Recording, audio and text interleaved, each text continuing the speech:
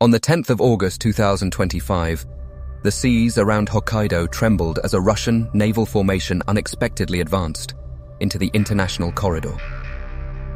A Yasen-class submarine, a Utaloy-class destroyer, and two Su-34 aircraft closed in on the American fleet in just 7 minutes, a plan designed to disrupt the United States command system from the very first minute.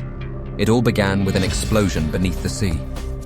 2 torpedoes raced toward the USS Gerald R Ford in the thick darkness. The first was destroyed by the phalanx system. The second exploded on the port side, injuring 3 sailors.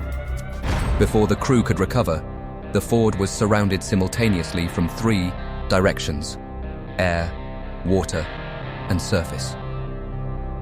Most critically, the early warning system was disabled precisely 90 seconds before the attack. Who did this? Was Russia truly lucky, or did someone open the door from within? And how would the United States counterattack to regain control of the Pacific Stay? Tune to see how the United States turned a seemingly lost battle, and how close we came to nuclear war. 12. In the morning, the 10th of August, 2025, North Pacific, 78 nautical miles east of Hokkaido's coast. The sea was pitch black, the water's surface so calm that light from the USS Gerald R Ford's deck cast golden streaks on the waves. No one in, the fleet knew that beneath the surface, a blade had been drawn. Just 4 days earlier, Russia began exercises off Japan, deploying nuclear submarines, anti-UB marine destroyers, and strategic bombers.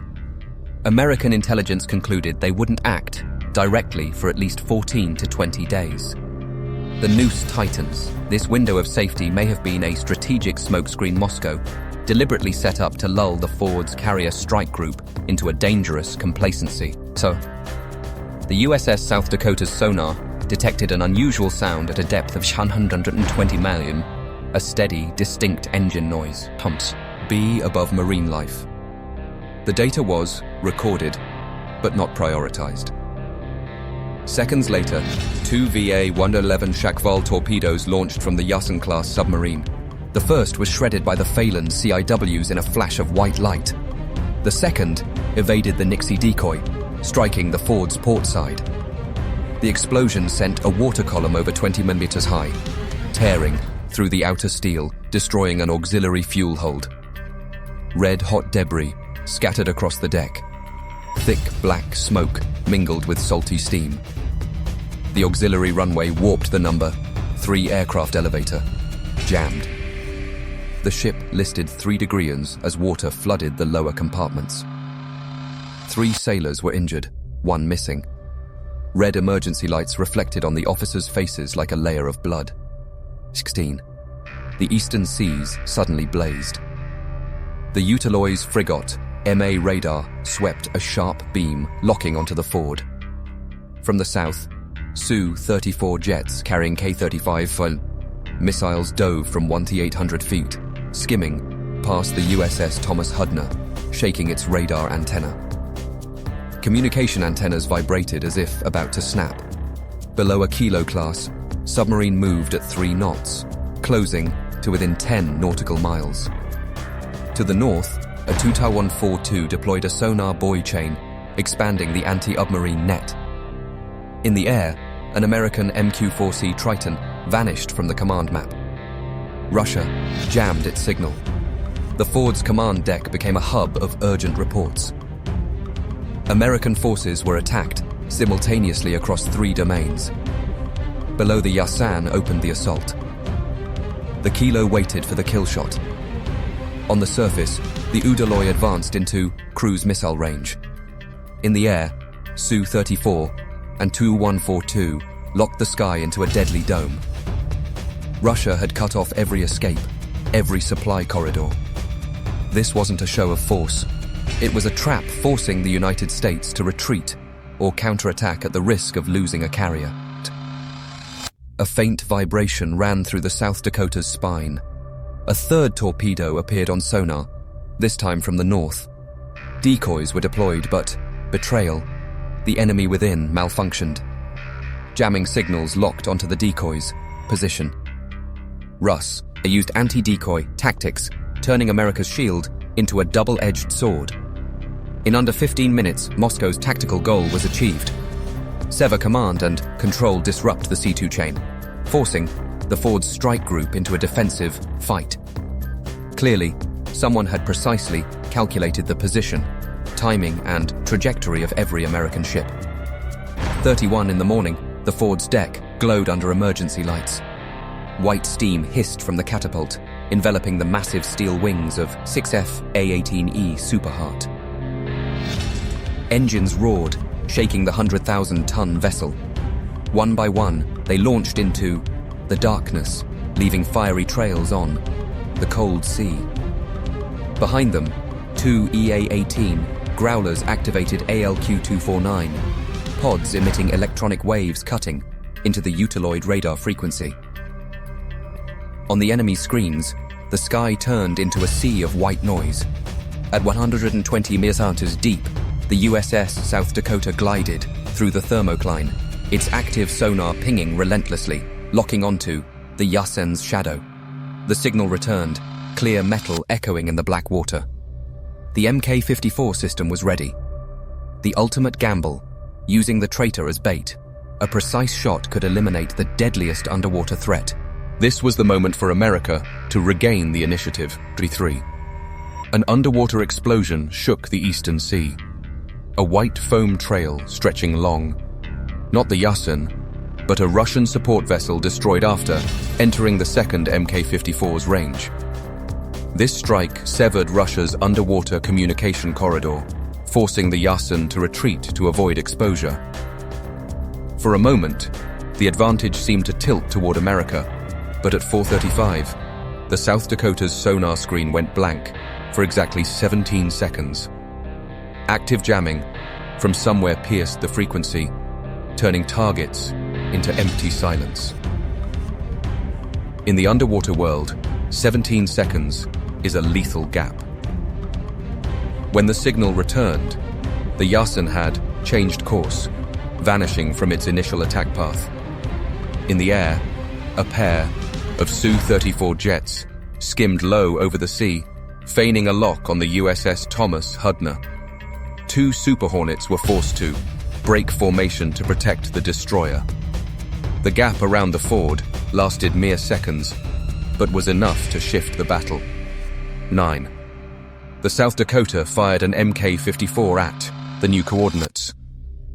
Sonar tracked the torpedo, but 20 seconds later, the sound went silent.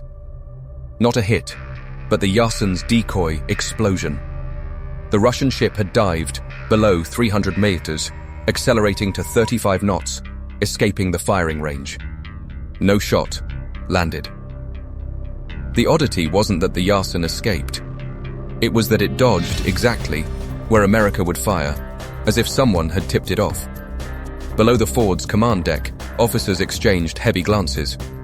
No one spoke, but the thought was clear. Someone was opening the door for the enemy within the fleet. The trap is sprung. America's counterattack. 42. The Growlers kept jamming blinding Russian radar at a distance, but from the north, the Twin Tower 142 dropped more sonar buoys, each wave expanding, forcing the South Dakota to maneuver away. The MQ-4C Triton's data link was suddenly cut by a high-frequency, jamming attack on its satellite channel. On deck, the Super Hornets regrouped, just in time to intercept an approaching Su-34 group. One was hit by an AIM-120D missile exploding into a fireball in the dimming sky. It was America's first kill in the encounter, but no one on the Ford dared celebrate. They knew each passing minute brought the enemy closer to an unclear plan. The eastern sky began to lighten, but the faint dawn didn't ease the tension on every face. Within the fleet, suspicion grew. Someone somewhere was whispering to the enemy exactly what they needed.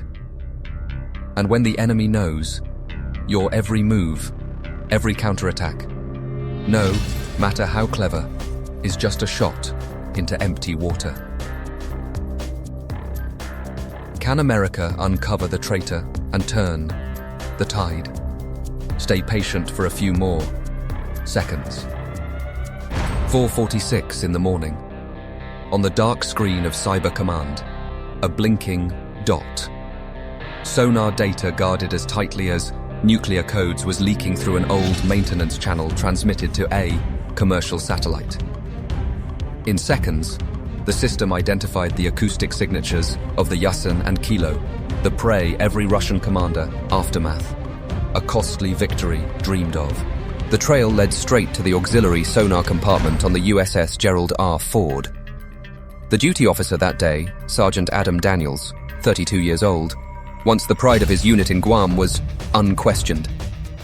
No one suspected his account received regular payments from a Singapore shipping company, a sophisticated front for Russian naval intelligence. 51. In the morning, the compartment door burst open. 2 security officers stormed in, guns raised, flashlights glaring into Daniel's eyes. He turned a USB still plugged into the console, hands frozen mid-air.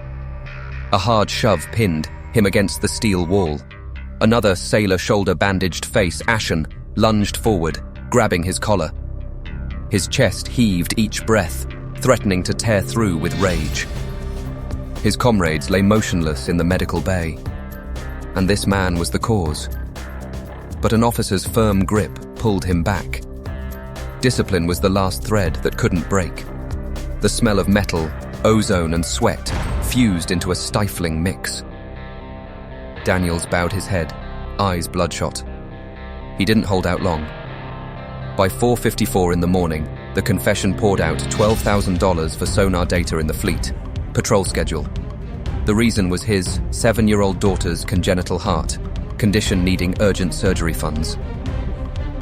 It started as a one-time deal, but Russia's threats to crush his family turned promises into chains. In his eyes, regret mixed with an odd flicker of relief. A veteran officer stood before him, gaze piercing every nerve. He knew in data warfare, a single packet could decide a fleet's fate. With Daniel's leaks, Russia knew exactly when. America shifted formations, launched torpedoes, or deployed counterattacks. Every near miss wasn't random. A sudden explosion tore through the compartment. The deck shook as if struck by a giant hand. Lights flickered. Metal screamed. Shouts echoed from the starboard deck reporting a collision near the UH-60 anchor point. Arguments stopped instantly, leaving only pounding heartbeats and tense eyes fixed on the commander. He didn't order an escort. There was no time for a court-martial. Instead, a cold decision was made, turned the man who opened the door for Russia into bait to slam it shut. Outside, jet engines roar. The next attack wave was coming. The plan had to start now, or the fleet would sink before dawn. And if this plan worked, the next shot wouldn't target Americans. 4:58 in the morning. The Ford's command deck was silent before the storm. The final order was given to turn Adams into live bait. He sat at the console, hands trembling, typing commands to send fake data to a dead zone on the Ford's port side. This was his only chance to atone for the harm done to his comrades. The data stream shot through the maintenance channel straight to Russia. They would believe it. Seconds later, the South Dakota closed to within 5 nautical miles. The Mk-54 system unlocked. Sonar data returned clear as if etched in steel. A torpedo launched, slicing through the thermocline, locking onto the target. In the air, a P-8A Poseidon from Kadana completed its run, dropping a sonar buoy chain to block all escapes. At low altitude, 12 F-A-18E Super Hornets surged forward. The Growlers emitted jamming signals, turning the Udaloy's radar into a white screen. In the Yasen's control room, a shock froze everyone. Seconds later, smoke poured from the engine room. Red alarms blared. Pressure dropped to dangerous levels. Oil sprayed from welds metal, screeching mixed with the stench of burning. A compartment flooded the ship, lost buoyancy tilting sharply. On deck, sailors slipped eyes wide with disbelief. They thought this was their killing blow, only to realize they'd been outmaneuvered by the bait they trusted. The Udaloy on the surface fell into chaos. Radar-blind communications cut fire control systems useless. The attack trajectory turned into a frantic retreat. White foam tore the sea as the ship sped away, abandoning trapped allies. The South Dakota struck again, an Mk-54 cut through the cold water, slamming into the Yasen's port side. The explosion warped the hull, the aft compartment, becoming a hell of smoke and shattered metal. As the Yasen surfaced, its former strength was gone. The Scor's head hull belched grey smoke. The American fleet's noose tightened. No retreat, no options. Silence blanketed the Ford's deck heavy, with resolve and the cost of blood. For Russia, shock turned to despair. They couldn't fathom why every plan, every attack route led to ruin. But the harsh truth was clear. They reaped the consequences of their own scheme, defeated by the game they thought they'd mastered. On the Ford, Daniels watched the battle. Screen. His shoulders slumped, eyes heavy. In that moment, he knew he'd thrust the ship and himself into a new chapter. The Yasen-class submarine sank slowly into the icy depths, its torn hull and groaning steel vanishing beneath the Black Sea. Russian sailors clung to the oil-slicked, bloody deck, eyes wide in disbelief. Minutes ago, they thought they held the advantage. Now they faced the full force of a calculated counterattack defeated by the plot they'd initiated. The Udaloy fled black smoke coiling from its engine room. The North Pacific, sky wire of burnt fuel. The roar of FA-18E echoed in waves, a reminder that the noose wasn't fully loosened. On the USS Gerald R. Ford's deck, firefighters ran along the auxiliary runway, now extinguished with scorched steel, cut away for urgent repairs. Analysis from Pacific Command suggests that in the next 6 months, Russia may repeat its covert exercise tactics not just off Japan, but in Alaska or deep in the Pacific. The risk of combined cyber attacks, electronic jamming, and insider plants will rise. A single defensive error could cost an entire fleet dearly. America plans to deploy AI-driven seabed sonar networks, expand the Virginia-class submarine fleet, and tighten internal security with random checks. This battle is a reminder. Modern warfare isn't just on the seas, but in every data packet, every glance, every human decision. Tactics and maps will be archived. But the memory of fallen comrades, of life or death moments at sea will remain, etched in every sailor's mind. The greatest lesson isn't in the missiles, fired or targets destroyed, but in safeguarding trust and intangible yet priceless asset. A fleet can be re-equipped in months, but lost trust exacts a generational toll. In the next 6 months, the Pacific will be the century's grandest chessboard. Control of these waters will not only shape the current balance, but define the order for future generations. True victory belongs to those who defend what's right, even on the hardest, loneliest path. The courage and swift response of the US Navy will be remembered not just for precise counterattacks or technological might, but for the unwavering will of those in uniform for peace. They fight not just to win, but to keep these oceans a place where every ship can pass, freely, unbowed by force or coercion. But remember, this is a fictional story, based on real tactics and data. It doesn't reflect real events or target any nation or force. Its purpose is to deepen our understanding of the ferocity, unpredictability, and human element in a modern naval battle. If this story made your heart race, leave a comment about the moment that struck you most. Share with friends and subscribe for more developments.